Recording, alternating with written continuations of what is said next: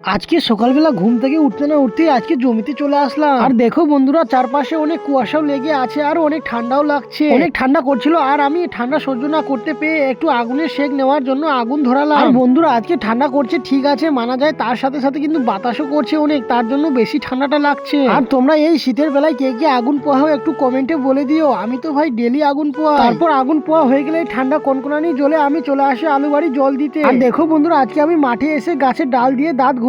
তারপর বেশ কিছুক্ষণ ধরে দাঁত ঘষার পর আমি মাস্টারের জল দিয়ে মুখ হাত ধুয়ে ফেললাম। তারপর আমি এই ঠান্ডার মধ্যে মুখ হাত ভালো করে ধুয়ে ভাত খেতে বসে গেলাম। তারপর খাওয়া দাওয়া করে সারাদিন কাজ করে দিন শেষে আবার বাড়ির দিকে রওনা দিলাম। তারপর বাড়িতে এসে আমি আবার গরুর জন্য কাড়ি কেটে নিলাম। একটু কাড়ি কাটা হয়ে গেলে মুখ হাত ধুয়ে আমি একটু প্রজেক্ট লিখতে বসলাম। আমাদের স্কুলে অনেকদিন আগে প্রজেক্ট দিয়েছিল, কিন্তু আমি কাজের ব্যস্ততার জন্য প্রজেক্ট গুলো লিখতেই পারিনি। আর বিশ্বাস করো বন্ধুরা, এতগুলো প্রজেক্ট দিয়েছে যে আমার লিখতে লিখতে হালুয়াটা টাইট হয়ে যাবে। তো বন্ধুরা, এই ছিল আমার আজকে ছোট্ট মিনি ব্লগ।